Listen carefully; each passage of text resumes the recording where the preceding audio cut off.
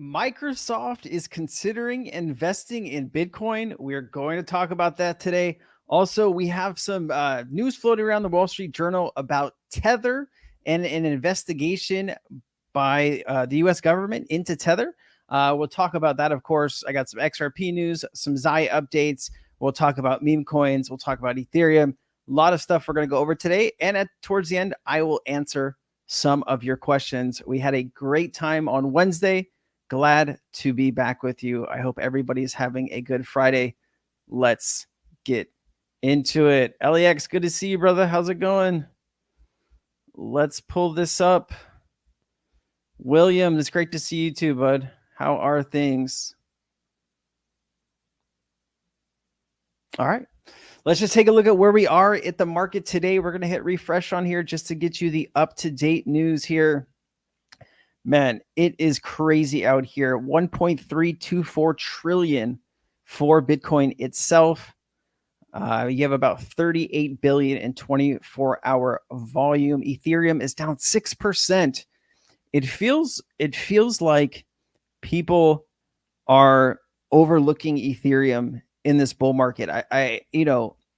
Man, it's incredible what a few years does as far as a difference it goes, right? Like, you had so many people building all these different NFT platforms, DeFi protocols, DePIN protocols on Ethereum in the last bull market. This bull market, you're seeing a huge shift into the Solana ecosystem. Solana is up 8.69% at $167.82. Man, looking back to, what was that, October of 23, when we were talking about how big Solana could be. We did foresee this, right? This is not something that we didn't already know that was going to happen. A big shift into the Solana ecosystem with DePIN, NFT projects, all kinds of stuff going on. So,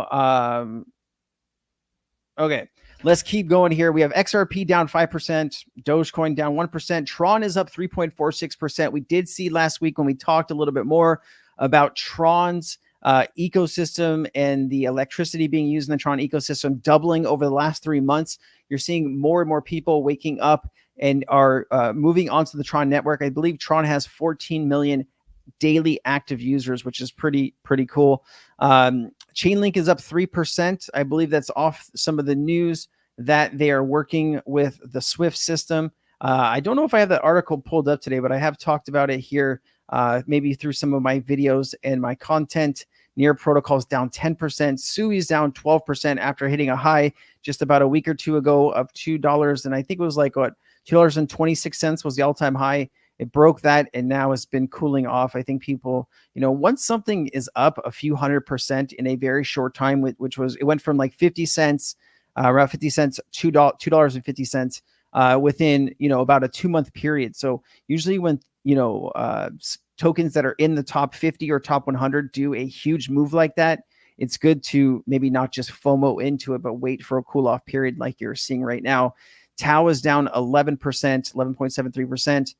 Man, $500 for Tau. Caspa's at 12.66, 12 cents and 66, down to about 1.5%.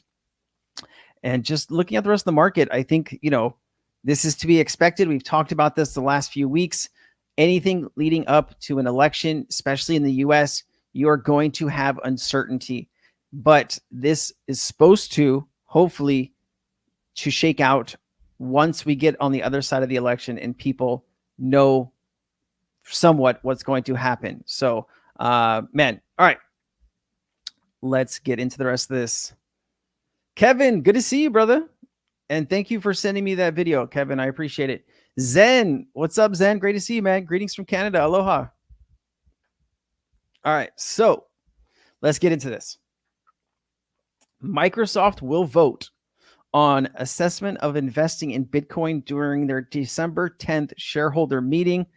In their SEC filing notes, it suggests that the board of recommendations voting against this proposal. So they are going to vote on this, but it does look like their board is against it.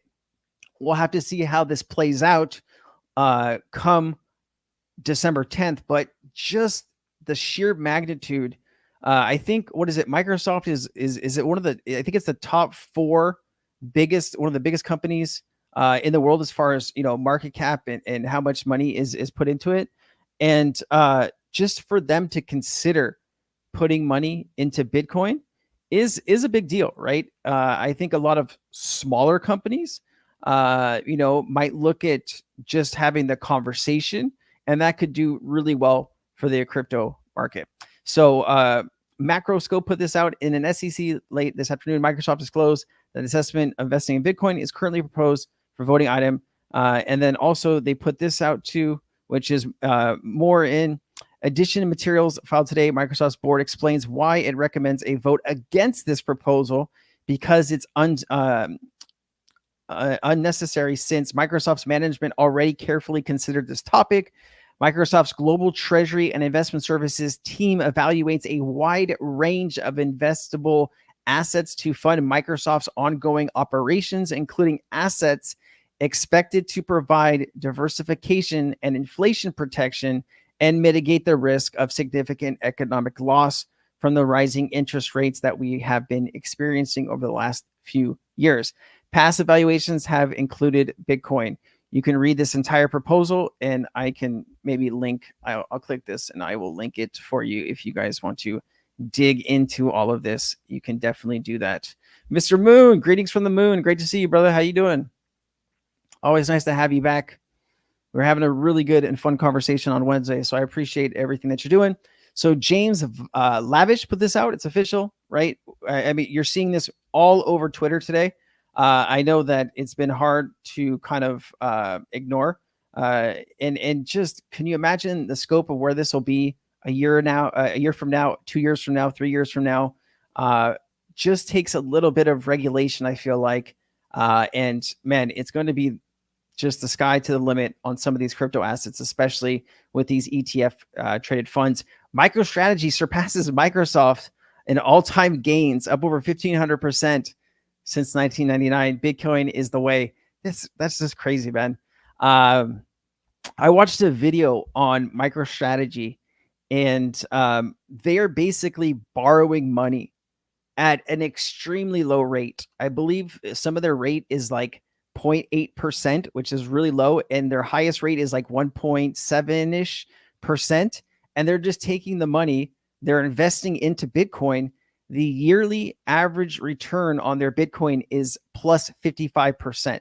So they're borrowing money, at this extremely low rate. They're putting it into Bitcoin. They're taking some profit, of course, to cover some of these fees or to pay this interest. And they're making billions of dollars doing this. Incredibly brilliant by Michael Saylor.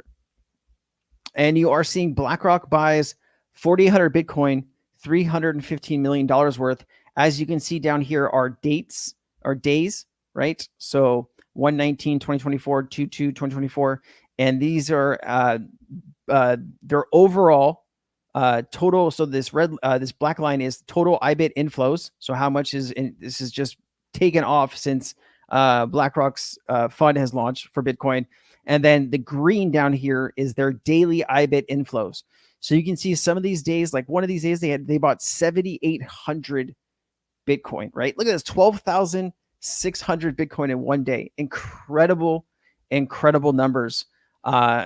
Just to think, they could do this with Ethereum. I'd imagine eventually, hopefully that'll happen. Solana, imagine an ETF when Solana hits, or an XRP ETF, right? I think you are seeing some institutions that are going to want to do that. Now, I do have some warnings for you if you are investing into Bitcoin. Something that you should probably take notice of. Have a conversation with your investment advisor, whoever that may be. But look at this. Just in, Bitcoin whale holdings have reached an all-time high.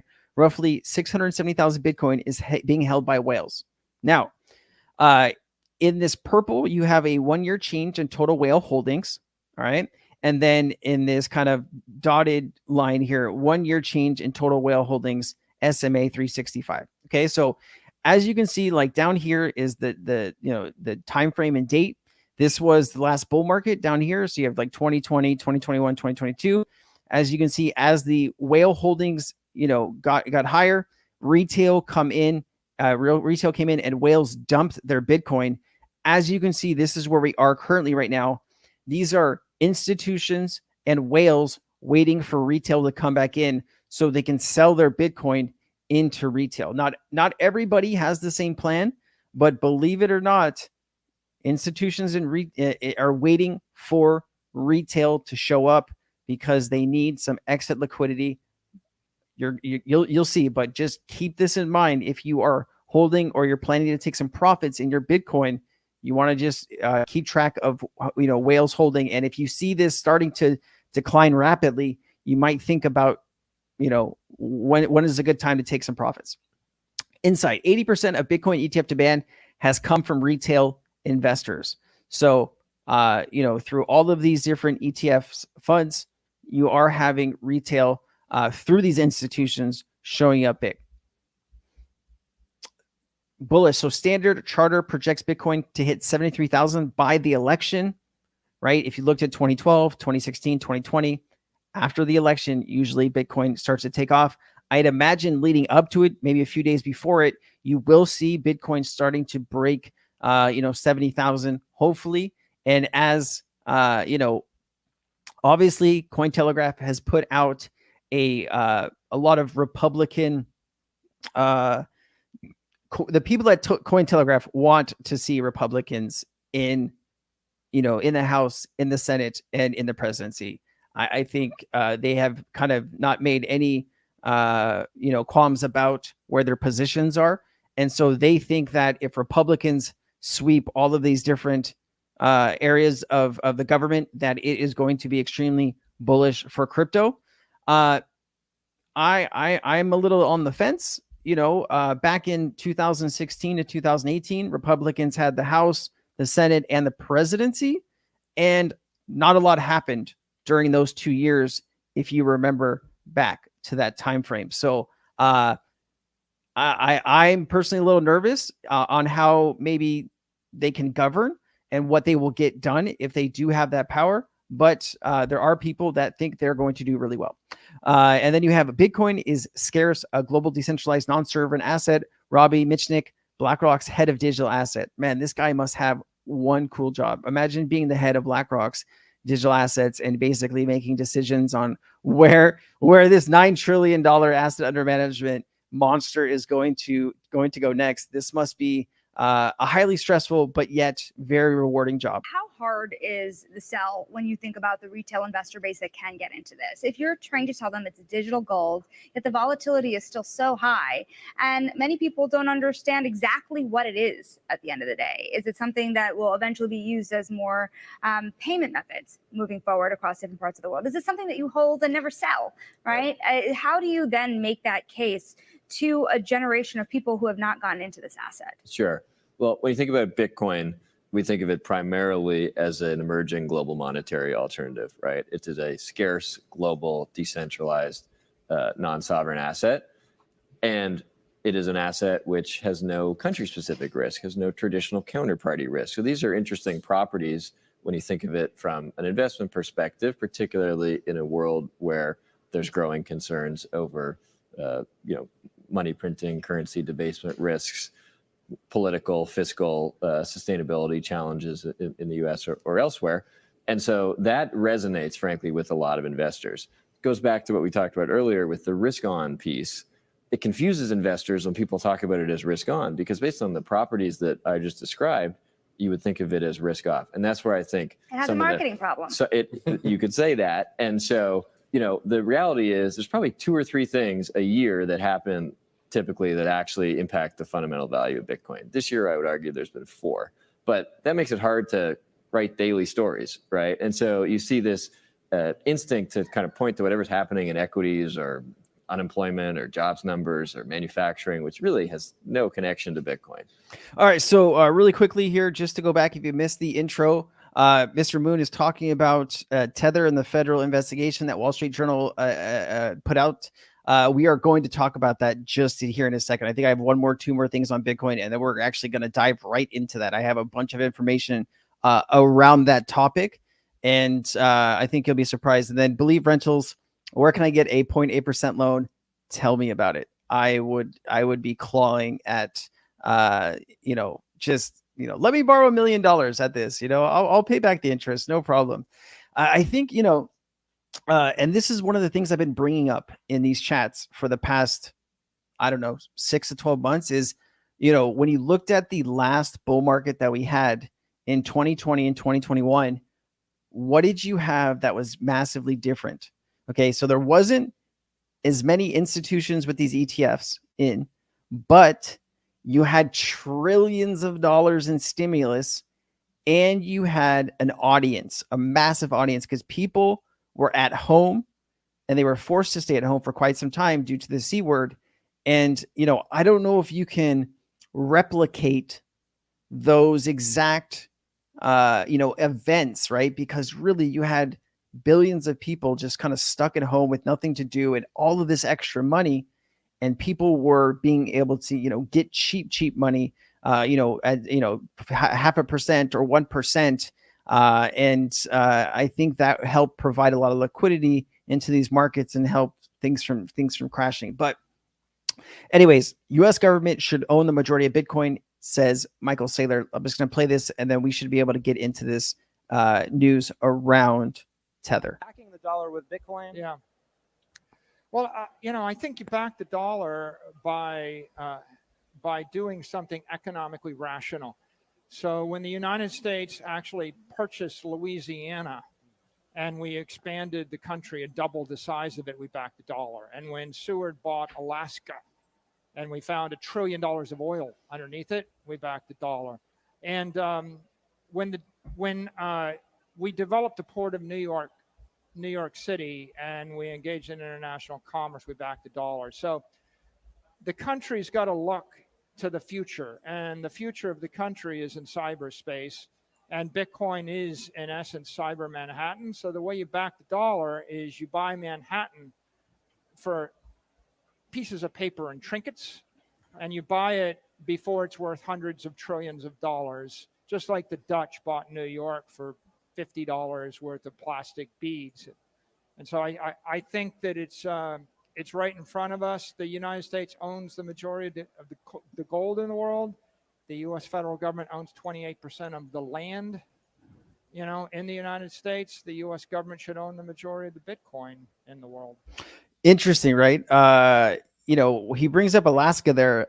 Alaska actually was sold to Americas by the Russians. It was like 1860 something. I think it was like $7 million the U.S. paid for Alaska.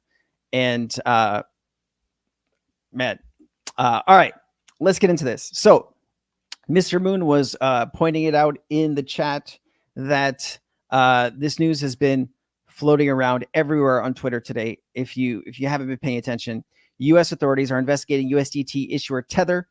According to people familiar with the matter, Tether is being investigated for possible sanctions and money laundering violations. So you did see Tether kind of taking this little bit of a red dive here. Just remember that Tether has had FUD against it for a few years now. This is not anything new as far as the FUD around Tether. It is, however, new that you are seeing the Wall Street Journal talking about this exclusive that they have, that people familiar with the matter are saying that Tether is being investigated. Now, Tether has never had an actual real audit.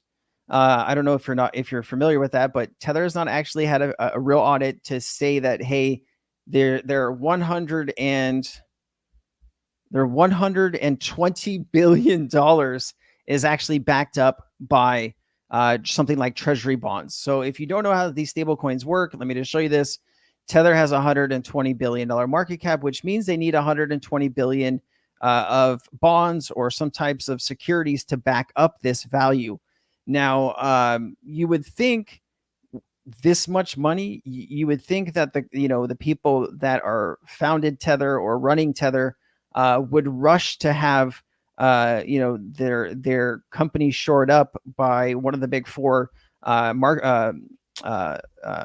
firms, right? To say that, hey, we verified that they have all this money. But right now it is a this is kind of exploding. This is today's news. Tether CEO denies probe from U.S. federal investigators. So here's the other side from Tether. They're saying, hey, this is not actually happening. I can't really pull this Wall Street Journal article up. They want me to pay, and I just I'm not paying the Wall Street Journal for anything. But usually, especially something to this caliber, the Wall Street Journal or papers like it, or news article or organizations like it of this size will get multiple people that are familiar with the investigation to comment on it. Maybe they don't put their names out there, but they have to, get so many. I think it's either like 2 or 3 different sources to back up their article, right? Because think about this: if a paper or a news agency put something out that was incorrect, and it caused. Here's an example: Fox News for years talked about Dominion voting machines, having problems and this and that. Dominion went around and sued Fox News for $800 million. Fox News settled it, right?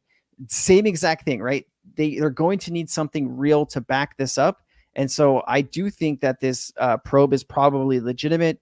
They are saying that the probe is in the Manhattan U.S. Attorney's Office. And we'll have to see. But here you go. Here's the Tether side. Tether CEO Paulo Andrino said on Friday that there was no indication that the cryptocurrency firm was under investigation after a media report that the federal government was probing the company. Wall Street Journal reported on Friday that the federal government was investigating Tether for possible violations of sanctions and anti-money laundering rules, citing people familiar with the matter. The criminal investigation on Tether is being run by the prosecutor in Manhattan's U.S. Attorney's Office. The Wall Street Journal added a spokesperson for the U.S. Attorney's Office in Manhattan declined to comment. A spokesperson for the Treasury to Financial Crimes Enforcement Network did not respond immediately to calls to comment. I don't know. What do you guys think? Is Tether being investigated here? I'd love to get some opinion. What's up, Bits of Wealth? Good to see you, man. Good to see you, brother. Bits, you think Tether's being investigated here? I don't know. We'll have to see. So it's interesting because Brad Garlinghouse was interviewed. This is 5 months ago, and he too gave a warning about Tether. And let me play this. We'll talk about it. FTX and Binance were the 2 most important, most influential, and probably SBF and CZ were the 2 most important players in crypto. Now you've got one definitively in jail, one, I guess, potentially headed to jail. And, I bring this up in context of black swans is like, it's hard to know. But on the positive, think about the freaking resilience of this industry and market that 2 years ago, somebody who I thought I knew a lot about what's going on in crypto, I would have said these are the 2 most important companies. The CEOs of the 2 most important companies now either are in jail or I think headed there. Yeah. Unfortunately, in some ways, I mean, the CZ stuff I'm less close to, and so I don't know as many details. But look, the resilience of the market, that should give us immense optimism. Yes. About what's coming. Do I think there's been another black swan? Of course, 100%. I just don't know exactly what it is. The only one that's going to be an interesting one to watch, and I don't even know how he calls a black swan, because I feel like black swan by definition can't really be, it's like predicted. Oh, didn't see that happening. Yeah. The U.S. government is going after Tether. Yep. That is clear to me. I view Tether as a very important part of the ecosystem, and I don't know how to predict the impact that will have. So, we'll have to see how this plays out, right? Never keep all of your money in one stable coin, right? You want to probably, I'm not an investment advisor, so this is just me thinking out loud if I was talking to a family member or friend.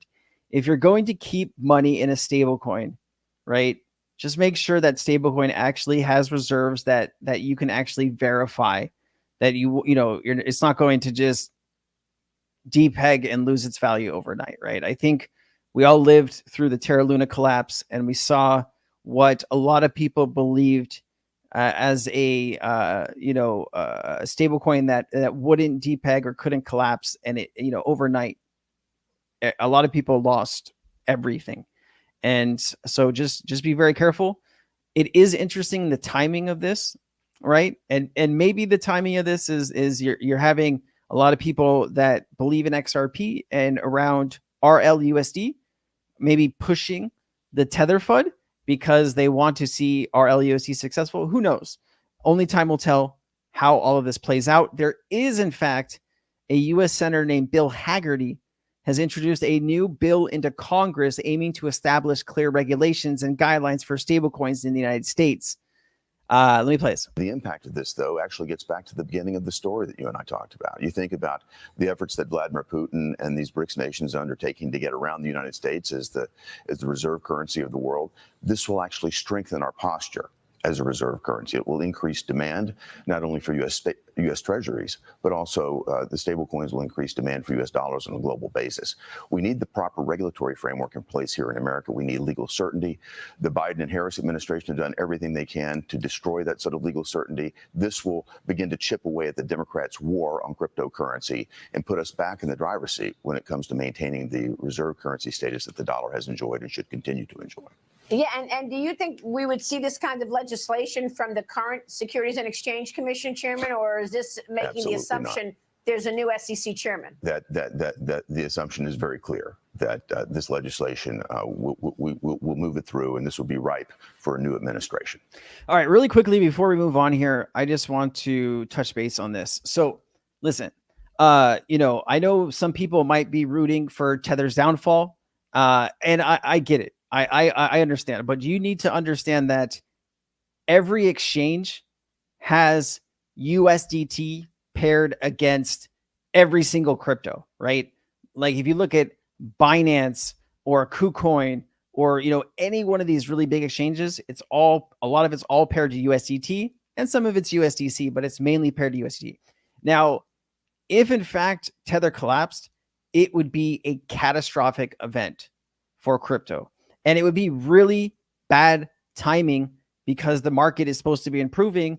And if depending who you ask, we should have another maybe 8 to 12 months of a solid crypto market where you're going to have Bitcoin take off, right? Then, Ethereum and alts and memes, right? AI, gaming, DePIN, these narratives should be really hot. And if Tether whether something happened to Tether right in the middle of all that, that could really end the bull market. So be careful what you wish for. I get it, right? I don't love some of the things that Tether does, but the market is really married to it right now. Until there's another option that exchanges feel comfortable using, could be real bad. So, all right. Glad we had that conversation. US biggest stablecoins, USDT is operating in the Bahamas. Very true. Yep. It's in the Bahamas. I mean, BitBoy went down there when he was, going through something. He went down there to confront Sam Bankman, as well as he showed up to the Tether office. And I guess there was like this little vault door that was supposed to be, where the reserves are. But I have something else that I'm going to show you. That we're not quite done talking about this yet. Let me just get through this here. So, I don't really need to play this clip. We know what's coming with Ripple. All right, so let me move this here. Sorry, I had a flow here, and I'm kind of interrupting the flow. So let me just play this first because we're talking about this, and I want to play this first. So, all right, this is end of November or end of 2022. November 29, 2022 is when this was put out. So this is Laura Shin.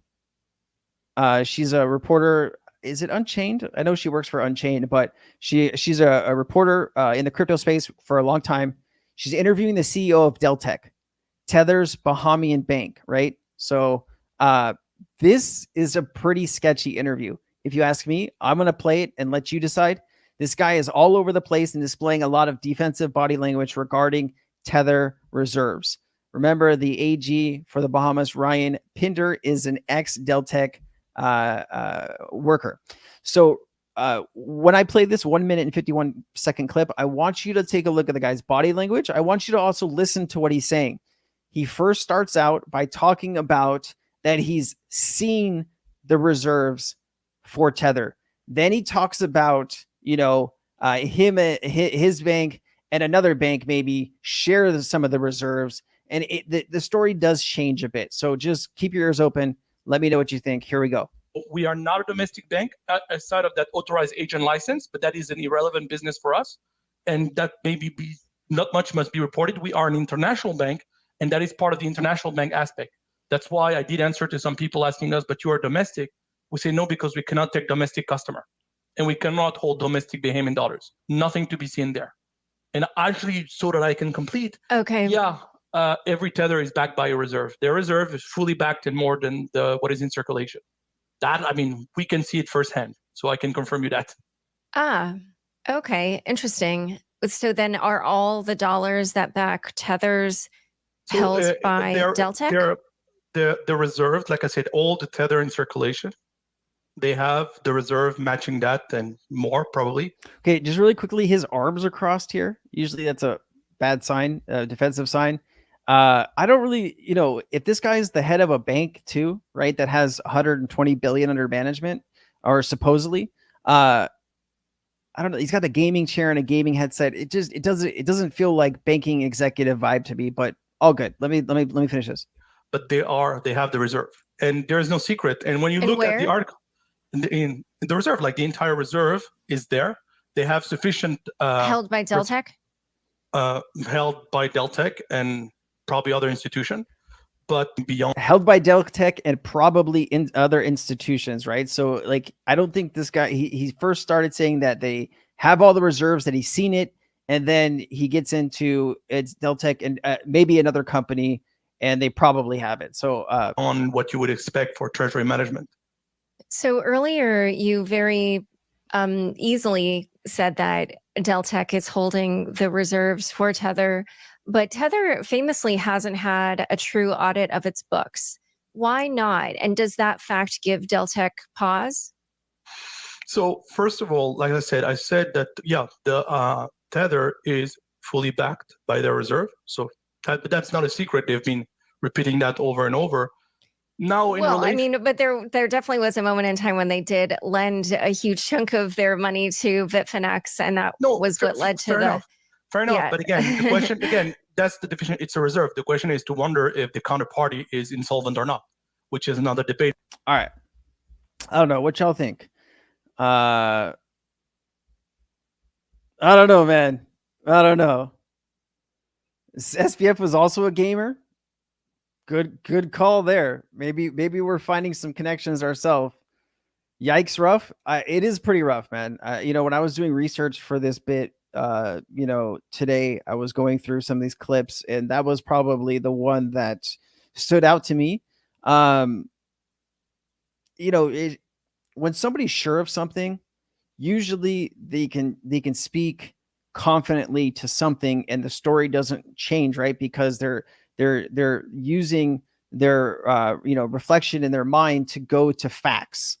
When somebody starts to kind of put in maybe things that they don't know to be sure into, oh yeah, it's there, I think it's there, you can start to kind of pick that apart. But anyways, I just thought that was an interesting collection of different pieces to the story. We'll see how this all plays out. I do have a few clips here talking about RLUSD.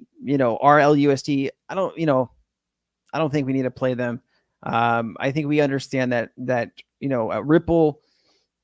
Ripple was using USDT in some of their payment flows. And I think what Ripple was experiencing is they were going into some meetings with some banks or institutions, and even looking at their own business and saying, they're looking at Tether making $5 billion a year from their bonds, right? If you're not familiar, just really quickly, all of these stable coins are supposed to be backed up by bonds. Are the easiest thing. And you're having BRICS. China has been selling bonds. BRICS is trying to move away from the US dollar. And I think stable coins will be a good way for the U.S. government to make up for some of the bonds that are maybe not being purchased by some of these countries. It used to be, I think, a little bit more prevalent. Now, I think you have BRICS countries wanting to move away from U.S. dollars and bonds. And, a good way to pick this slack up would be through stable coins for different states. Also, something like RLUSD, USDC, and some other American type stable coins to help support growth of bonds. So I'm not going to play that. So let's do here. Pomp. Let me see here. So we're talking here about Ripple CEO addresses the part for cross appeal filed last night for clarity on whether an investment contract under Securities Act needs to be explicit contract. Anthony Pompliano, I guess, had a chance to talk with Brad Garlinghouse on stage. It looks like, asked if crypto tokens are deemed to be an investment contract. I'm hoping to find some good clips of this that I can show you guys on Tuesday. Right now, it's kind of just a text conversation, and as soon as I can find some better clips, I will play them for you. I did want to play. This is Mikkel addressing kind of what we were just talking about. Let me play The this. other reason this is such a big deal is a lot of the reserves of this stablecoin are going to be invested in treasuries. This means that simply by people giving Ripple cash and Ripple minting RLUSD on the blockchain, Ripple is going to then be able to take that cash, invest it in treasuries, and create long-term sustainable cash flows. Right now, Tether is printing, not actually printing, I mean creating through treasury yield for their revenue, close to $4 billion a quarter. This is absolutely insane. All Tether is doing is taking in money, minting their Tether coin, and in the process of doing that, they are able to earn massive. All right. Well, he says a number here that I don't think is correct, so I'm not going to let him finish that. But you get the gist. So also, what I saw this today too that just popped up on my feed. I wanted to bring it at the very last second. This is talking about Ethereum Gate, and man, I've covered this to an extent on my channel, as well as we've talked a lot about this in Sensei chats. But it does appear to be there's some movement on this, and so. Jason Foster, need help with the XRP Army? Please click connect to Congress link. So they're trying to get this in front of different Congress people, but there's actually a congressman request the SEC OIG Bill Hinman investigation made public. So I think there's some FOIA requests, Freedom of Information Act requests on the Hinman documents. And it does feel like maybe there's something here. So let me just play this, and we'll talk a little bit about it. Here's how we need everyone's help. This report, it is possible that it has already been issued. We've been waiting. We've been assuming that when it comes out, it will be produced in response to our FOIA requests. But it may, looking at the communications from the SEC, trying to read the tea leaves, it's possible that it's already come out from the IG and it's intended to be an entirely private report. Now, again, we can file a new FOIA. We can go through all this rigmarole, but the swiftest way to get this report out there is to get Congress to request it. And so we are in the process of drafting a letter, which will come out early next week, that identifies just all of the evidence that's already out there in the public and the fact that the IG is conducting its investigation. But we are asking for everyone's help in mobilizing to reach out to Congress to specifically ask that they request this report from the SEC IG if it's already finished. If it's not, certainly, then they can just ask they get a copy of it when it's complete. But Congress, has greater access than a general FOIA request, and so they will be able to get this report, obtain it themselves. And of course, then we think that they should release it publicly, given the great public interest, given the way that this issue has impacted so many individuals, including probably the vast majority of people on this call. So that's the next step. That's something that everyone can do to be able to try and ensure that there is this public accountability in getting that report out there. And Christy, I know you guys have pushed at Crypto Law quite a bit in trying to reach out to Congress, trying to have an impact there. I don't know how, would you say so far that you've had much response from that?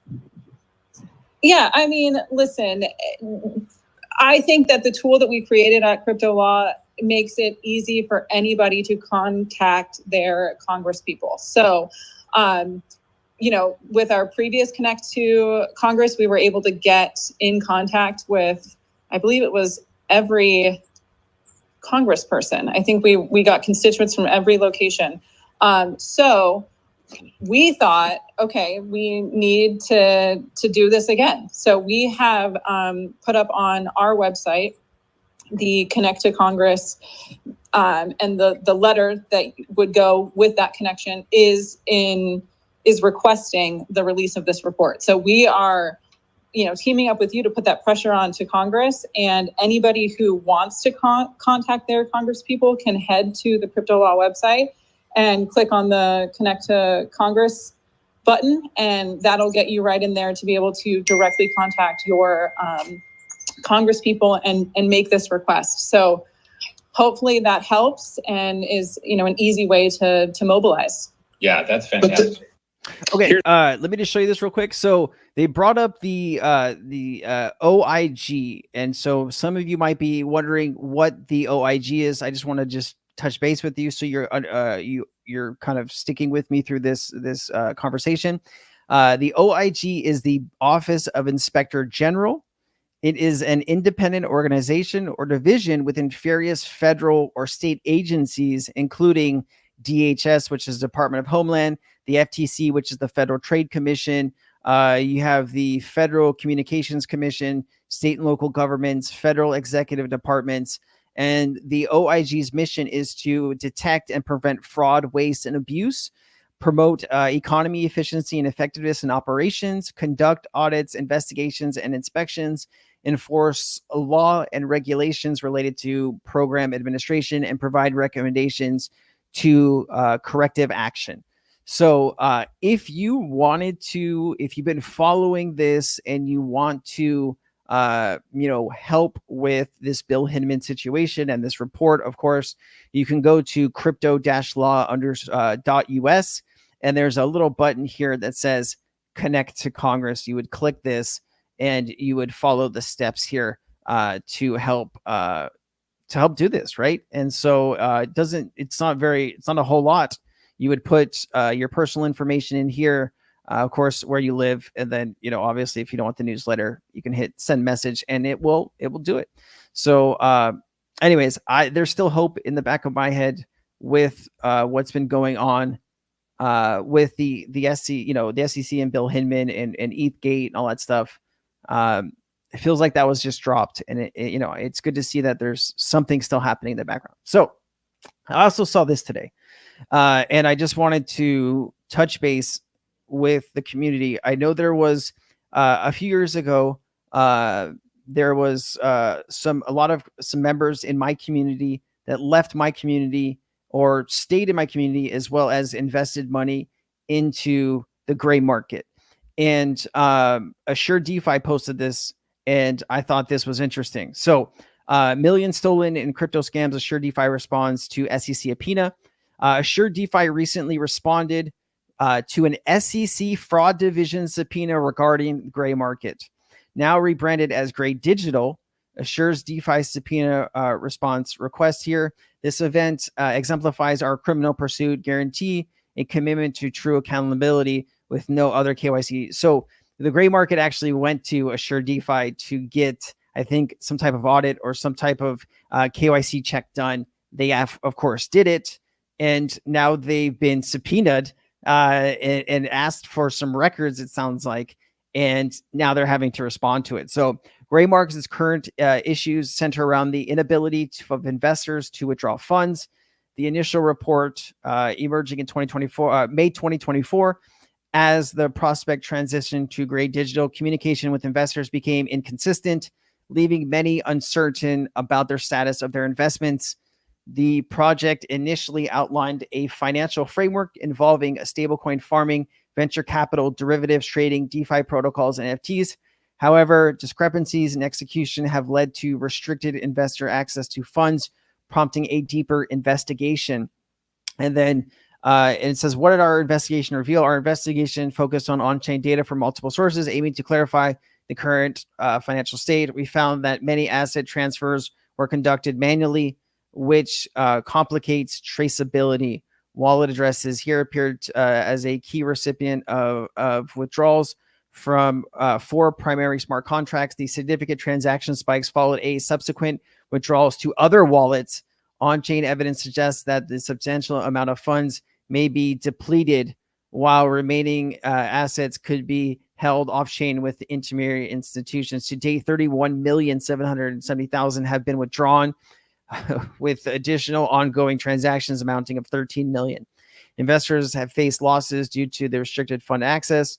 Through the exact status of remaining funds remaining unclear, Gray Digital has not provided any evidence of its assets holdings despite requests. Assures DeFi's commitment to accountability. Our involvement, this is what Assure is saying in this case, emphasizes Assure's DeFi's unique approach to accountability in DeFi. And it says, there are many KYC providers offer a verification stamp. We take proactive going funds go missing. Our criminal pursuit guarantee sets apart, leveraging strong relationship with law enforcement agencies like the FBI and accountability. So, it's always hard to see people's money being lost to bad actors in this space. And this kind of hurts a little closer to home, since this person was in my community in the last bull market and left my community and took people with him. And if you are injured by this, please understand that there are investigations going on by the SEC's fraud division. If you need help contacting these people, please let me know. I will get you in contact with who you need to speak with, so you can have some accountability, hopefully, with your lost funds. All right, I just wanted to put that out. A meme coin that I've seen a few people in my community talking about, this always gets me here. So I've been watching this thing for the last, few hours.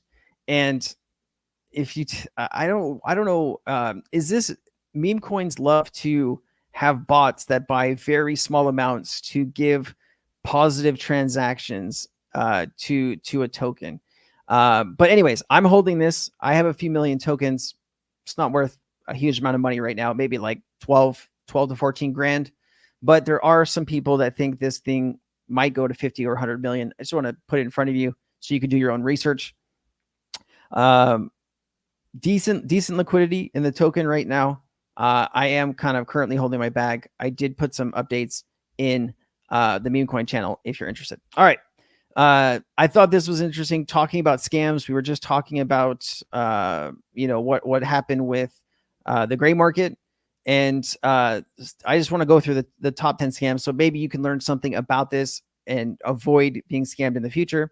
Mt. Gox hack 2014. We are just kind of seeing the tail end of that hack, but that was about $450 million. BitConnect. Does anybody remember this? I think this is funny. Hey, hey, hey. Hey, hey, hey. Hey, hey, hey. All right. This guy was the face of it, but it was actually, I think, a woman that was, behind all of this. And this was a really, really big Ponzi. A lot of people lost a ton of money. Let me see how much exactly was lost to. By 2017, BitConnect had a market cap of $2.5 billion. And then it went up in smoke. OneCoin, of course, in 2017. 2017, countries began investigating OneCoin's key figures were arrested, but disappeared in 2017, becoming one of Europe's most wanted fugitives. $4 billion Ponzi. And you also have, I haven't heard of this one, Quadriga CX. I don't know if anyone lost money in this, where actually 190 million in cryptocurrencies were stored. Those are gone. DAO hack, of course. There was Plus Token in 2019. Ronin Network was hacked in 2022. I believe this was blockchain-based game Axie Infinity hack, right? I think we all went through this. 625 million gone up in smokes. You have the Mirror Trading International 2020. 280,000 people were affected. That's a lot. Wormhole hack of 2022, $325 million. And then, of course, you have the Thor Dex in 2021. Over $2 billion in investor funds were lost. So just be careful where you're keeping your funds. Always, if you can have a self-custodied wallet, that is always the recommended way to go with your crypto. It does look like John Deaton is still participating in the Ripple case, even though he is running for senator in Massachusetts. I did want to, put my support out for John Deaton. I am on the very complete opposite side of the United States from him. I couldn't be further away from John Deaton if I wanted to, but I think when it comes to change, he would be somebody that I would definitely vote for if he was in Hawaii. He is running against Elizabeth Warren, and he needs support. So if you're in Massachusetts, he is running for senator. Please do your due diligence and research. And they've had, I think, 2 or 3 debates by now. There's a lot of information floating around about it. Xi Games. Xi season is in full swing. They have a new game called Riftstorm Mania, or Riftstorm, and it's a next level partnership with Altura that equip developers with the tools needed to develop S-tier games into the Xi ecosystem. Are you paying attention yet? 19 seconds. Let's play it. Last week on Xi, Riftstorm launched a playtest and is already the #1 free-to-play game on Steam. Players still have 6 days to jump into the game and receive rewards from Riftstorm and the Xi team. Oh yeah, and Xi announced a partnership with Altura, providing even more tools for developers to deploy the best games to the Xi ecosystem. So the only question is, what are you waiting for? All right. And there's a lot of people in my community that are in Xi. We had a really good, when this launched, was it like November 2023? The airdrop alone on this paid for the nodes that we had bought and got into, as well as some profit. And my nodes are still creating tokens that are, I claim every 6 months because I want 1 for 1 for my tokens. My first claim, I think, is going through any day now. Xi Games is currently at about 20 cents. So, I do think as the market picks up for gaming, you will see Xi Games, start to take off here. There's actually some more other news I want to get to, but, when this initially launched, this thing was at $1.51, right? And now it's at 20 cents. So I do believe you will see market caps above $1 in this bull market. And, if that should happen, it's going to be really nice for the people that got involved with Xi Games early. You can go to their website if you're interested in buying a node. Let's see how much nodes currently cost. You are in a restricted account. I might not have my VPN on. Let me see here. Yep. There you go. You know what? If I click this, it's going to disconnect from the stream. I can't click it. Last time I looked, they were like 6 or 7 grand. So let me go back to here.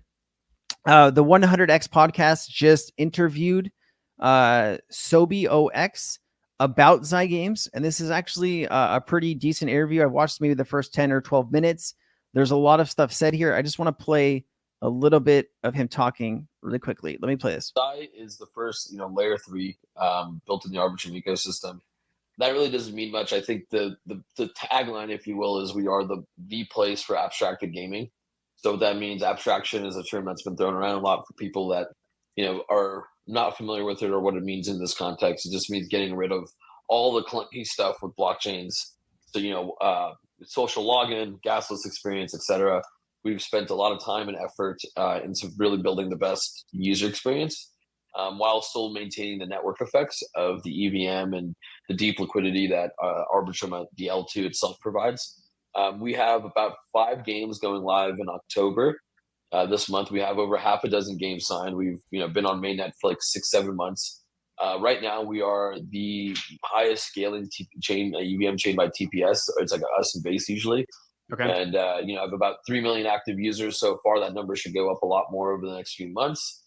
And I think part of the reason why we've seen so much success, again, is we had this core thesis and belief that, the affordances and the benefits of blockchain technology with regards to gaming are immense, but the thing that was stopping that from being shown or displayed or showcased in a meaningful way was really how clunky everything was. And that's why we work really closely with Off-Chain Labs and Arbitrum, et cetera, to build this piece of innovative technology that abstracts all our way.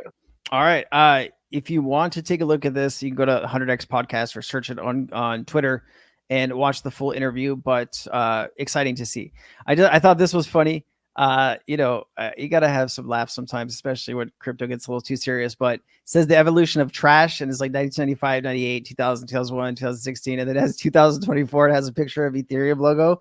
I thought this was fucking hilarious. Gotta have some fun somewhere. I think when it comes to Solana versus Ethereum in this bull market, Solana is obviously, killing Ethereum as far as adoption, people building, people using, everything. I think Asana is just whooping Ethereum's ass, and I couldn't stop laughing when I saw that. So I thought, hope you did too. I did want to talk quickly about the BRICS. Now, leaders from 36 countries posed together in a picture during the BRICS summit. Here's all of the countries that gathered together. You have India, China, Russia, Brazil, Egypt, Ethiopia, Iran, Saudi Arabia, South Africa, UAE, Armenia, Azerbaijan, Bahrain, Bangladesh, Belarus. And, I've actually saw some news that Belarus was trying to join BRICS, and I think Russia told them that they couldn't. And now the Belarus has been doing some saber rattling, wanting to maybe go to war with Russia. It's kind of crazy, man. It's kind of crazy. But yeah, Bolivia, Congo, Cuba, Indonesia, Kazakhstan, Kyrgyzstan. I said that wrong. Laos, Malaysia, Mauritania. Man, I said that wrong. Mongolia, Nicaragua, Siberia, Sri Lanka, Tajikistan, Thailand, Turkey, Uzbekistan, Venezuela, Vietnam, Turkmenistan, and then Palestine. So I was looking to see, is there any women leaders of these countries? Oh, here you go. You have one woman there, but majority, it's a male club. And you also have this.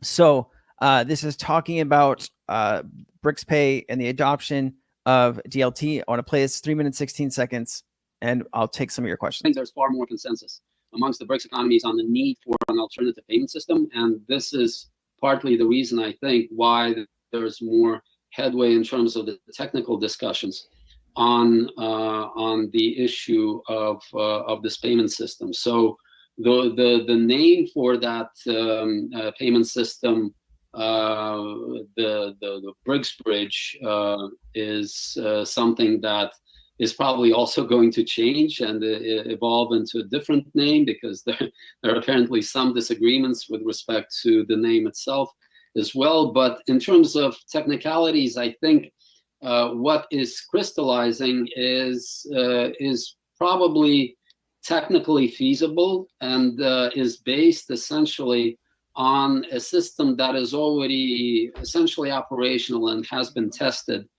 by economies such as United Arab Emirates, China, and some of the others that are involved in the so-called M-Bridge project.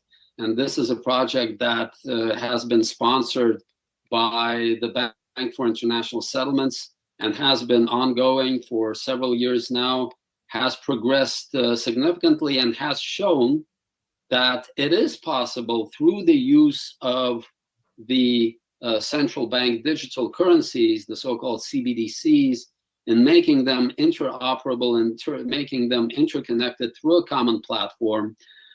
You can speed up significantly the transactions across the economies that are involved, reduce the costs, increase the efficiency of these transactions.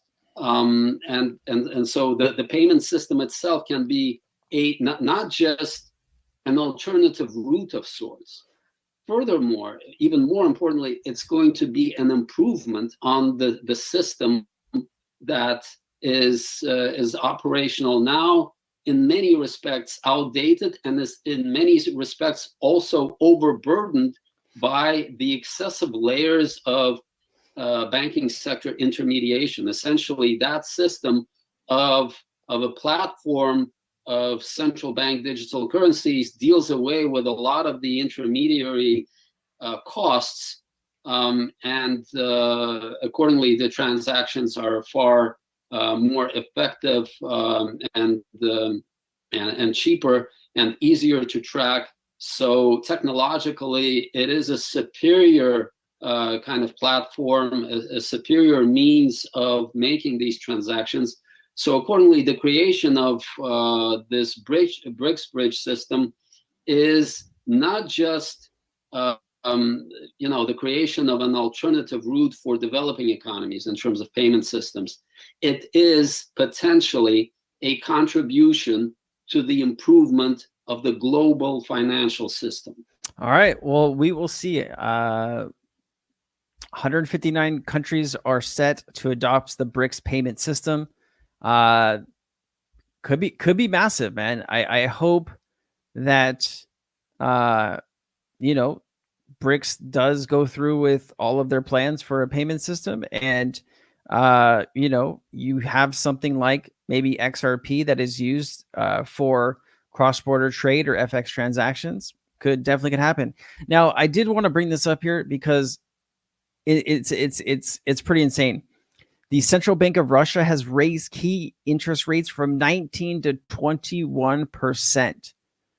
Imagine having a 21% interest rates. Now, this is the rate from the central bank. This is not the rate the consumer would get. So if you're maybe buying a house or getting a loan in Russia right now, you could be paying 25 or 30, even 30%. Imagine paying 30% on anything. Holy smokes. You can imagine that maybe buying a house or operating a business or doing any kind of thing that involves a loan could be just out of people's reach right now in this country. And so you just wonder how much the toll of the 3-day military event that they started a few years ago has hurt them. So when I think about the BRICS payment system, it's Russia is struggling in its respects to use the world's payment system, and so they're really trying to push this BRICS system. So Solana floor. So you have breaking Mcoin airdrops have fully covered the cost of Solana mobile to seeker pre-orders. They've had, I think, about 130 or 140,000 pre-orders.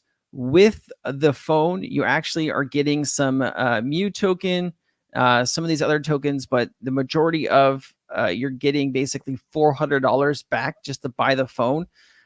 It's interesting. And so this is, the camera it's okay. I mean, it's a $500 phone, right? Display is about 6.36, 120 gigs of storage. You have 8 gigs of memory, and then you of course have fingerprint for your seed vault. You can actually still order this phone. I think the phone right now is about $500. This was the initial price of $450. You can't even get this anymore. But if you're interested in taking a look at this, Solana Seeker, let me just show you this, where you would go. You would just Google or whatever, search Solana Seeker. This is shipping in 2025. You would click pre-order. Let me share this tab instead. Here you go. Early adopter window, it's $500, right? Non-refundable deposit, shipping in 2025. Doesn't tell you when in 2025. And then you would just fill this out, connect your wallet, and pay for it, and you would get those airdrops. So it's kind of like a free phone. If the token price stays reasonable. Now, if these phones, let's say, are delivered at the end of the year in 2025, you might not be able to take advantage of those airdrops full value. But if they're kind of like right, at the start or the middle of 2025, you could end up making money on these phones. So thought that was interesting too. Wanted to just put that in front of you. I did see a few different people talking about maybe a new debit or credit card coming in the next few months from MasterCard to do with Ripple and XRP. I'll wait for some maybe official stuff from MasterCard or Ripple talking about this. And yeah, All right, I've talked for an hour straight. Let's get into some of your questions. Let's see here. Somebody had said something. Oh yeah, so Laura, Lofan, you still here? What meme coins on the XRP ledger are you currently buying? I'd love to understand that a little bit better. Ripple was India's slideshow at BRICS. Yeah, was that XDOPay? Was that XDOPay? You talking about that? I think we talked about that on Wednesday, right? Christmas 2025. Is that when it's supposed to ship, dude? MasterCard just worked out a deal with Stellar. MasterCard's going to work out a deal with everybody, man. Like, you know, they're trying to stay relevant, and to do that, it's not going to be just one company. It's going to be a lot of different companies. I would be surprised if MasterCard didn't work out a deal with, you know, the top 100. I know if I was in charge of Visa or MasterCard, I'd be making deals with all kinds of people. Now, I did want to talk about, I saw something with Swift and Swift and hold on. Too many cryptos in my brain. Chainlink. Okay, hold on. Let me see if I can pull this up here. Yeah, no, this is 2017. That's not what I want. I thought I saw a new partnership with Chainlink and Swift that was announced 2 days ago. Visa and boost PayPal adoption as Chainlink. Let's see.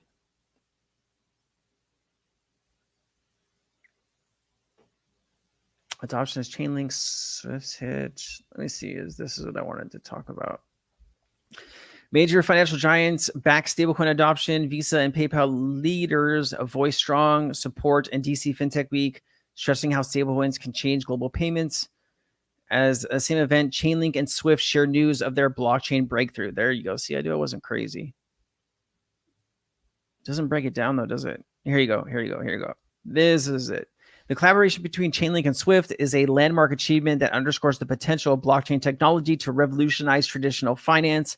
By leveraging the strengths of both organizations, this integration sets a new standard for secure and efficient financial transactions, states Dr. Emily Carter, a blockchain analyst. The new system runs on blockchain technology. It offers quick settlement and lower fees for global transfers. The enhancement to enhance these tools, stablecoin adoption by banks worldwide is being tested. Early users report faster and safer transactions. So interesting to see, right? Interesting to see. This is what I was reading. Sorry, I always forget to click the button. Oh, yes, I heard it is not off the books for R3. I don't know, man. R3, like, I always thought in the back of my head that what if Ripple made a play for R3, right? But you would need R3 to agree to that, and you would need like $2 to $3 billion, right? And Ripple, I think, has like $1 billion in cash right now. So I don't know if they could do that. R3 has, I think one of their first integrations was around XRP, but I don't think they've kissed and made up. To be honest with you, I played a clip the other day from one of my videos that it was a clip about R3, and he mentioned that there was some bad blood there, and so I think a lot of people think R3 is going to use XRP. I think maybe they have an option to. I don't think they're going to. At least not is what I'm seeing right now. That could change on a dime. Thoughts about R3? I mean, we could take a look, man. We can take a look. Let's pull it up. Let's go to the tapes. All right. Products, YR3, developers. Let's see developers. R3 Corda.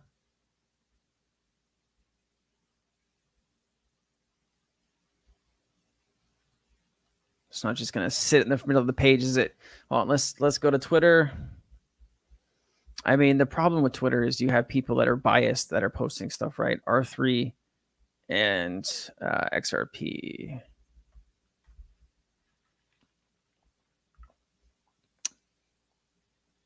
Ripple XRP R3 for sale. Oh shit. Okay, I need to watch this later. This was the clip I was talking to you about. That is pretty recent. October 20th. I made a video about this. Or let me play this.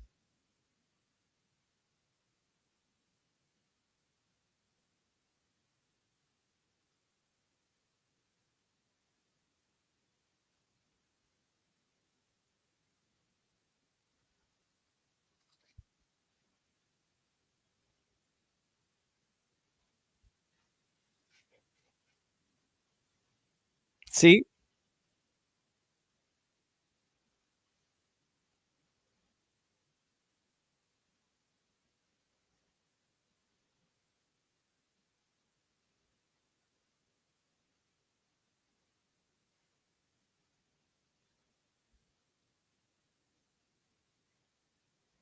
See, there you go, man. It's not looking too juicy. Sorry, I was playing this. I keep forgetting to put the damn thing on the board here. This is Classic ecosystem, which kind of leads into my next point. So we've had some recent announcements that have garnered some interest. We created a payment settlement application that's open source. Anybody can download it, anybody can use it or plug into it or what have you.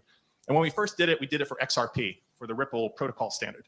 And that got a lot of people very excited that, oh my God, R3 and Ripple have settled their differences and are in bed together. No, not quite. It's just that it was very easy to do as a kind of as an MVP. But now we announced a partnership with Swift. So Swift GPI will plug into our payment settlement application, or actually vice versa. We'll plug into the GPI network.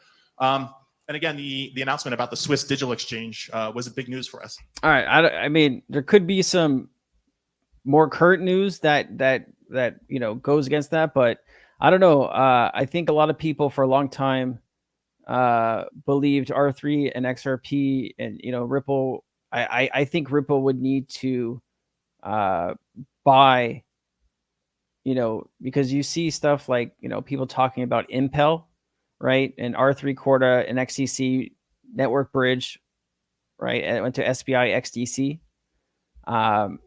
I don't think you are seeing too much stuff around Ripple and R3.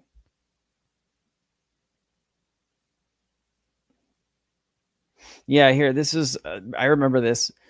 Crypto Eerie put this out end of last year, October 11th last year. This is about 12 months old. Said when Witcher Brown was asked why XRP was used by R3, the answer was prove the concept on a test net for Corda Settler patent. I attended the R3 Corda event in Ginza, Tokyo, April 2019. This is the video. And then the guy basically mentions the same exact thing the other guy did. So I don't know, man. I don't know. Unless Mr. Moon knows something I don't. Yeah, I was playing Hearts. It is not easy to go between 10 different windows searching and then playing the right thing. So I do apologize. Well, eat my words. Yeah. They can't keep up with Ripple. Would make sense to sell to Ripple. I doubt Swift would be interested. Yeah, you got to eat your words.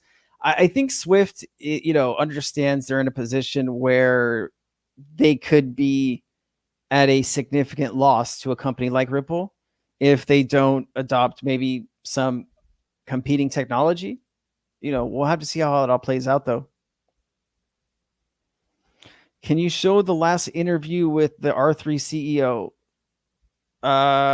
Let's see. So hold on. Let's find out who the R3 CEO is first. I don't have their name off the top of my head. David Rudder. So now we have that. We're looking for an interview with David Rudder.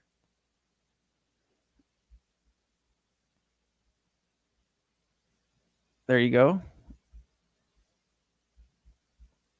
Here we go. This is David Rudder's Twitter. So you're asking to show, can anyone hear? Oh, there's nothing playing. I'm not playing anything right now. Can you not hear me?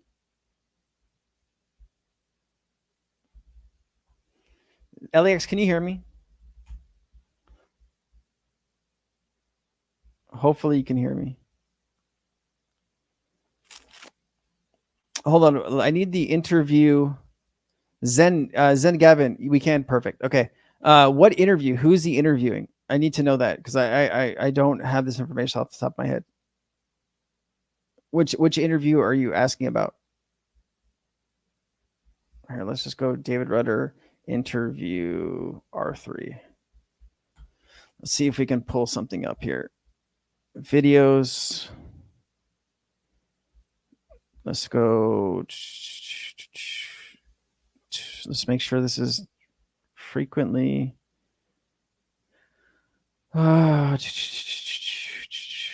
See, Brave is so difficult to use here. Is any one of these the one you're talking about? This is 2020, 19. I don't know what new interview you're asking about, bro. Well, look, I saw today. Yeah, if you can send it to me on like Twitter messages or something, I can pull it up for everybody to see.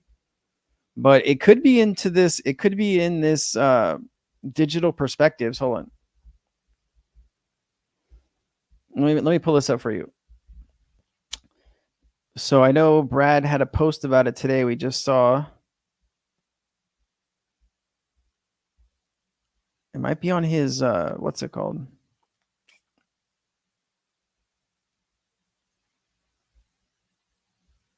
Here. Great one lined up for you. Ripple files their response to the SEC.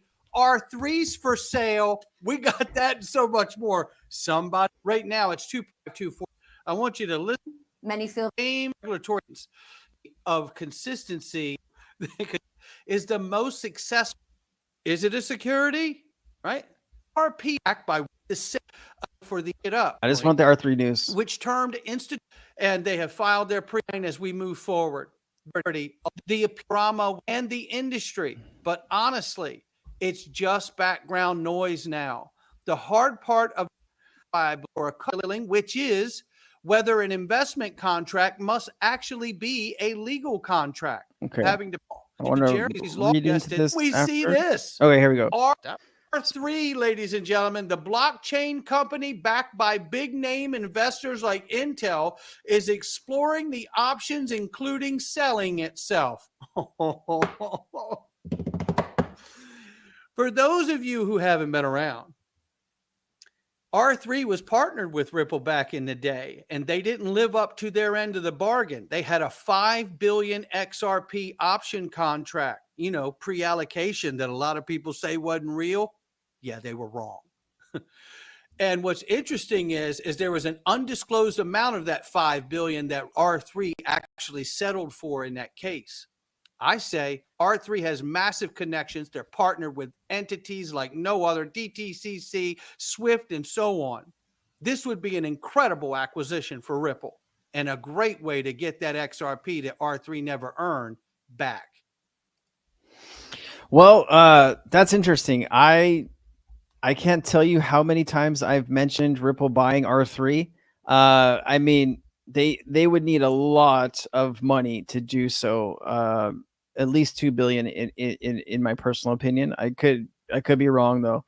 Let me see if I can find the article that he was referencing. I don't know. It's interesting though. Here it is. Here it is. Oh, you've got to be kidding me, man. Then $35 a month. Ugh.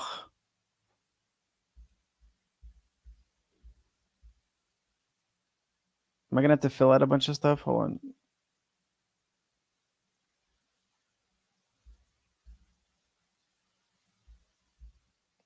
I just want to get the article. Let's see if it'll work. Okay. Can't do that live. Can't do that live. I don't want my credit card floating around on my live stream. I'll have all of these different charges. It could be really bad, but I'll try to get. I'll pull the information. We'll talk about it on Tuesday. We'll have a discussion. Okay. How will Harris getting elected change anything in regards to crypto? Well, she's from Silicon Valley, and she's also not 81 years old, right? So Biden's not running anymore. So Trump is now the oldest person ever running for president. I don't know if you've watched some of Trump's latest campaigns. I think I saw one last week where he stood there for 40 minutes and played music and just swayed back and forth. I don't know how that's going to help the crypto industry, but all good, I don't know, man. I can't see that guy making any good decisions.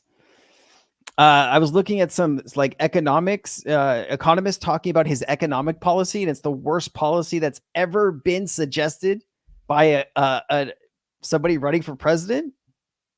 Putting tariffs on everything makes things more expensive for you and me. I don't know, man. Newspapers are dying, so they put up paywalls. Yes, I'd agree, man. It's from Bloomberg. Yeah, we found it. Mr. Moon. It wants me to put my credit card info in. Well, now that I'm not streaming, let me see if let's see, this doesn't have it. I'd have to go get my credit card. Oh, I can do PayPal. Hold on. Man, I can't believe I'm going to do this. Oh, crap. Hold on. I'm trying to log in for it right now. Hold on. Oh, what's my password for PayPal? I can't remember what my password for PayPal is. Oh, I might have got it though. I might have got it. I'm on the traffic lights. Hold on. We might be able to pull it up here. Hold on. I hate these cash things. Oh. Get a WhatsApp text. Hold on. It has my old phone number. There you go. There's my new phone number. Give us a call, give us an email, give us a WhatsApp text message. Hold on. I'm trying to pull this up right now. Okay, add phone number. Oh, man, PayPal is such a business.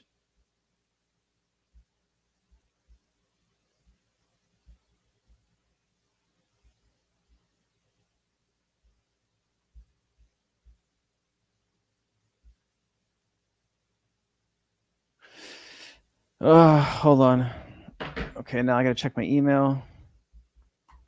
Hold on. I'm trying to pull up the article for you guys. Hold on.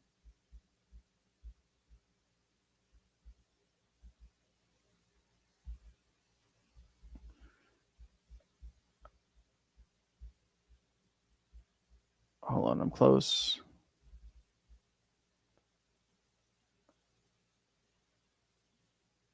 Man, it just doesn't want to work. I'll pull it up for you guys on I'll pull it for you guys on Tuesday. I bet Elon can muster up 2 billion. I don't know, man. Anyone else see that stuff about Elon, Russia, and Trump now co-mingled, and the reason why he bought Twitter was the election? I don't know. I think Elon's better hope that Trump wins the election, because if not, Elon's going to be fucked. He's going to lose a lot of government contracts. You're talking billions of dollars in government contracts. That's why he's spending so much money right now to try to get Trump elected. He's in trouble. I think Elon is already big with Stellar and Ripple. I think he's big with Stellar. He's big with Stellar because Stellar has, I think it was like Vast, right? Jed McCaleb is really into space and his company called Vast. So I don't know if Elon likes XRP. You would think that would be a good solution for his financial app. But if you've ever heard him speaking about it, I had a clip from the other day that I was going to play with Elon. Let me see if I can find it for you. Hold on. I've got 20 windows open. Let me see if I can't find that clip that I have floating around here. Oof.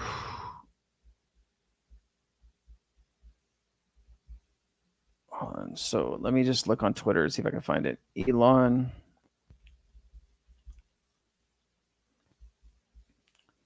Let me see if I can find it. Yeah, because he was just asked about XRP, and he basically, didn't want to speak to it because he doesn't want to get sued if he's, wrong. I think he's in a hard position right now. I'll try to find that video and bring it next time. There's just a lot of stuff. Elon will just be just fine. The government needs him, Starlink, SpaceX, etc. I mean, so it seems. I don't think the government needs anybody. I think, I don't know, man. There's a lot of other things happening behind the scenes here that I think people are not paying attention to. So, I don't know. I think people forget how bad C-word was in the US and what the lack of response was from the current president who was president at the time, and how bad things were, right? Oof. 24 crypto R3 failed this. 24 crypto. That guy always puts out shit that's not accurate though. R3 failed. Let me search it. Is it on YouTube or is it on Twitter? Moon. Let me see if I can search Twitter. I think you're talking about. Yeah, I have it right here.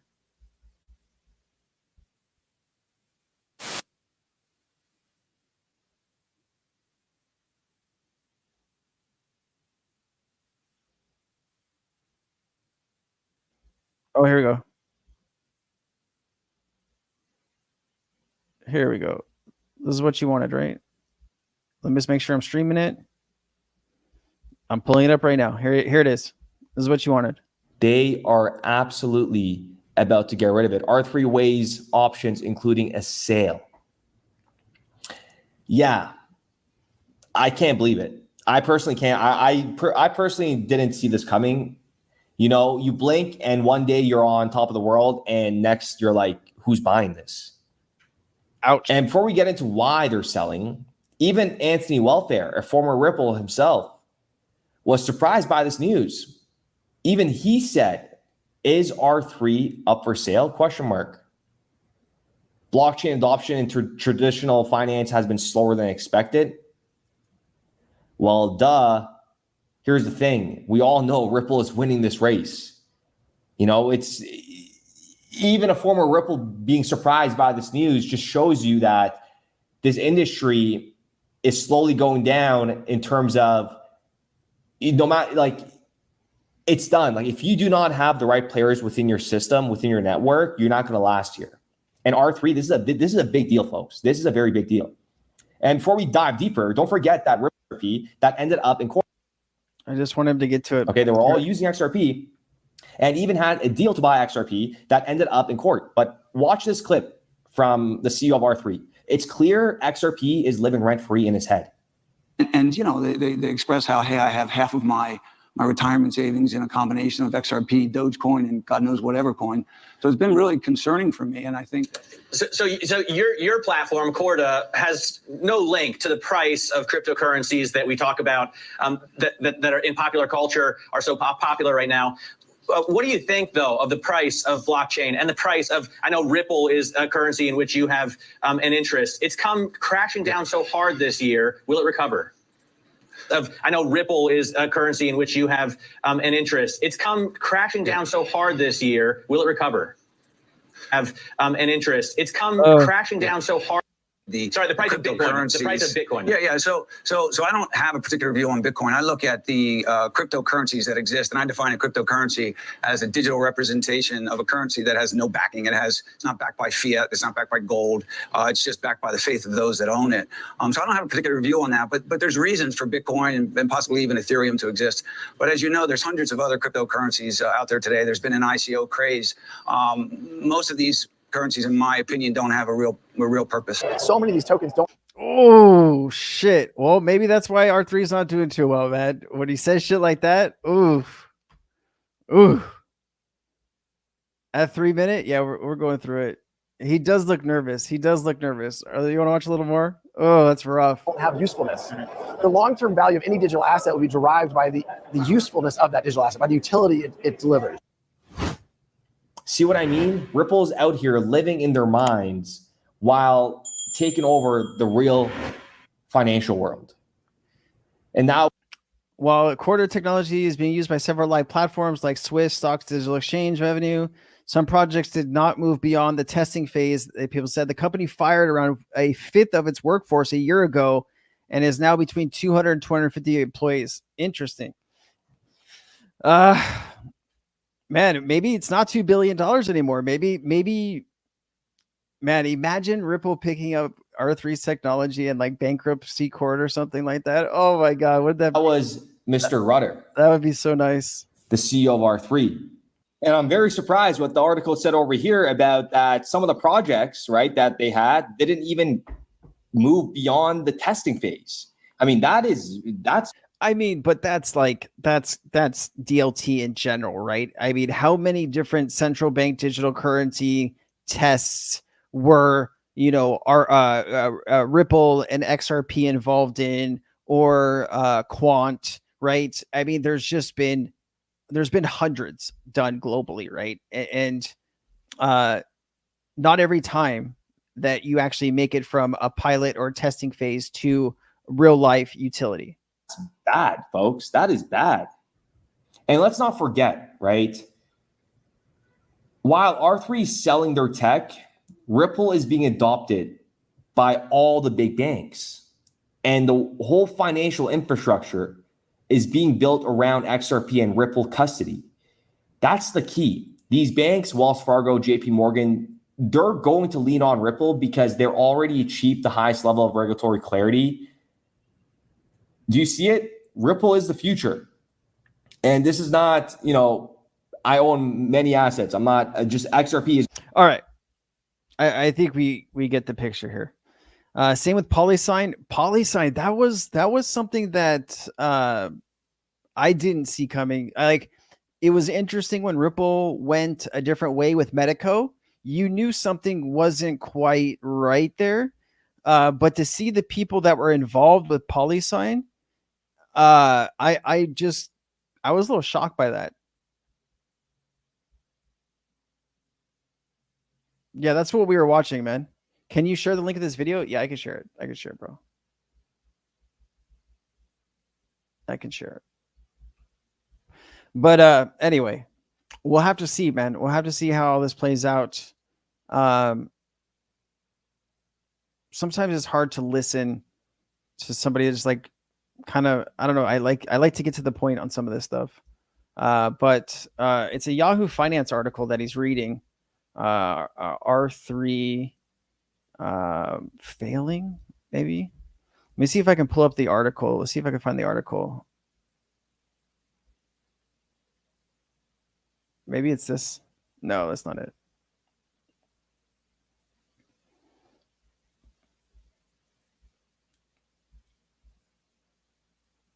I need to find the name of the article. Anyway, man, kind of crazy though. But I wanted to see if what's his name was still here. I wanted to see what meme coins on XRP that they were buying. Anyone else buying meme coins on XRP? Be interesting to see how that's going since the transition with what's it called? Let me see if there's anything else in this. Hold on. Is going to be the next Bitcoin. I as grand major. Yeah, we talked Here's about this. Stop being a little loose. Ripples, it's all coming. Don't get me speak. It all happened. Anybody have anything else they want to talk about? Crazy market. It has been a crazy market. This is not for the weak-hearted. I think the crypto market in general right now, if you don't have a technology that people actually want to use, you don't have anything, right? And I think having paying customers is, I think 90% of crypto projects don't actually have paying customers. And I think they get hype and they get, people talking about them because they want their own bags to go up rather than talking about it because they believe in the technology and things like that. So, take it with what you will. Do you think the escrow is already allocated? I think part of the escrow is allocated. Absolutely. I mean, listen, if the entire escrow is allocated, they wouldn't put escrowed XRP back in, right? Like every time they release an escrow, they usually end up putting, they release $1 billion, they put like 800 million back in.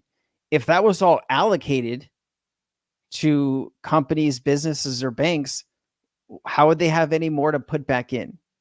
I don't know. I just don't think that Storage Chain has paying customers. Any news or they're still building? Well, they had the issue with their smart contract, right?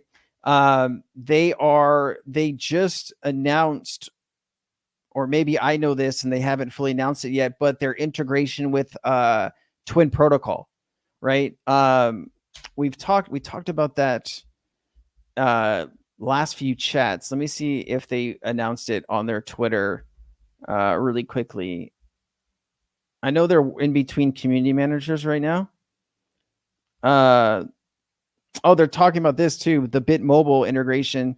They've been working on a lot of different things, but this is actually pretty cool too. Any Phoenix phone, any Android phone, and any iPhone will be able to download the Bit Mobile app. And in that Bit Mobile app, you can use Storage Chain's decentralized storage through Bit Mobile. So they've been working on this, and then they've been working on vector storage with Twin Protocol. And so IPFS, P2P, AI vector cluster. And so I know that between the issue with the old contract, the new contract, and these two partnerships, I know they've been really, really busy behind the scenes. Oh, here, sorry. This is what I want to show you. So here is their Twitter, and you can actually come on here. And so this is their vector cluster for AI. Our focus is on AI plus mobile devices and unique decentralized storage platform. I don't love this, but all good, all good.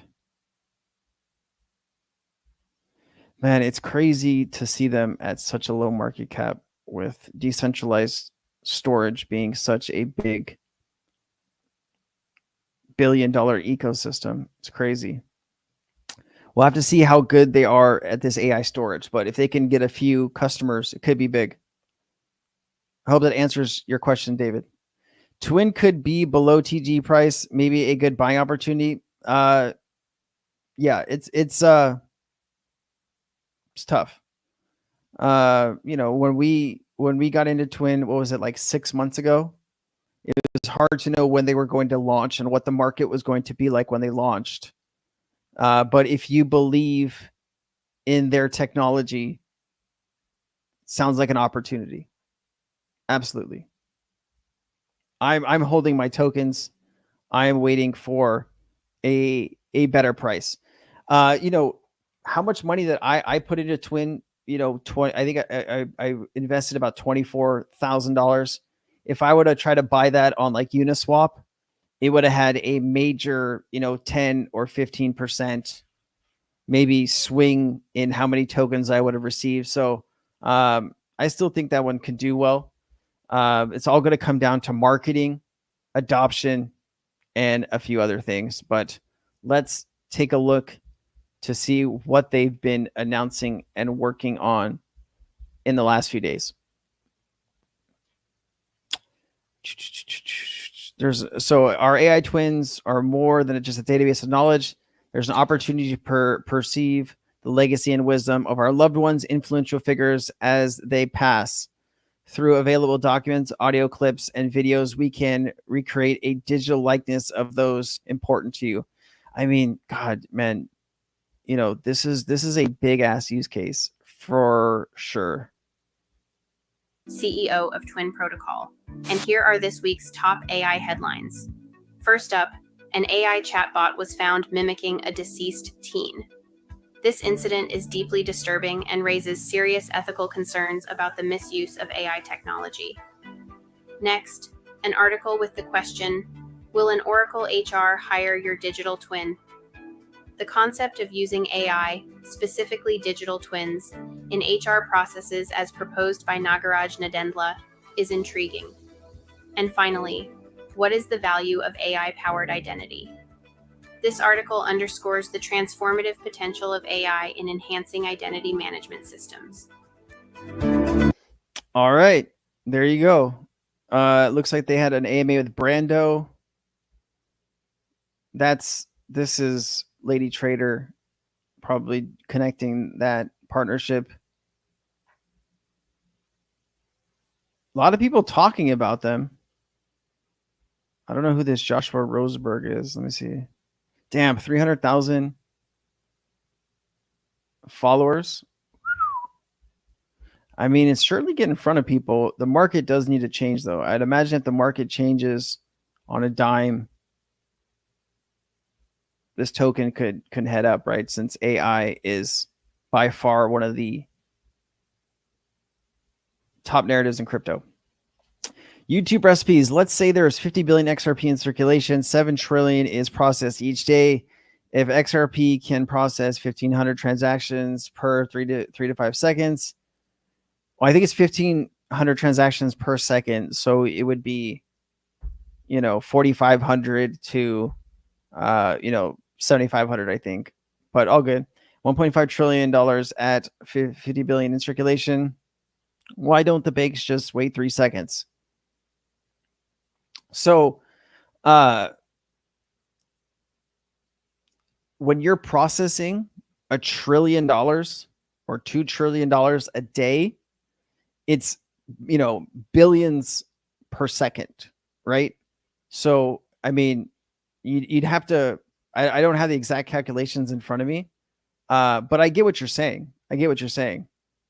But I think what you're getting to the point where is that if we got to the point where XRP was being used for that much FX trade, that a lot of XRP would be taken off of exchanges, bought off of exchanges, and obviously escrowed XRP isn't in circulation. So I don't know. We'd have to see how all that plays out. And if banks are going to want to give their own XRP, because like banks right now are buying Bitcoin, right? So, for, ETFs and ETPs, is the same thing going to happen with XRP? And if so, how much XRP is going to be actually floating around and in circulation to process that? But it's a good point. It's a great point.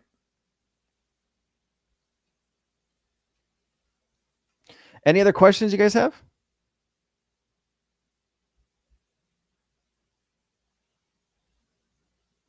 I don't think anybody really has what's going to happen in the future. YouTube recipes. I think we all have an idea from the amount of research that we've done, but nobody truly knows how it's going to go. Even if people have behind the scenes knowledge, you can't foresee the future, right? You could wake up tomorrow and something catastrophic could happen. And then whatever future anybody thought was going to happen couldn't happen, right? Technology often gets replaced with better technology or adoption or customers. We really don't know what's going to happen. And whatever happens, it's going to take a while for it to happen. It's not something that you're going to wake up tomorrow and XRP is going to be $1,000. It's going to take time. Okay. It's going to take adoption. It's going to take regulation. I still think it's years away, personally. But could be wrong. I just don't think it happens tomorrow. We talk about this a lot on these live streams, that we are in a speculation market still, not a utility market. And until we reach a utility market, we're just going to be speculating on asset prices. Okay. All right. We've been going an hour and 45 minutes. Does anybody have anything else they would like to ask before we end here today? And I wish you all a fantastic weekend.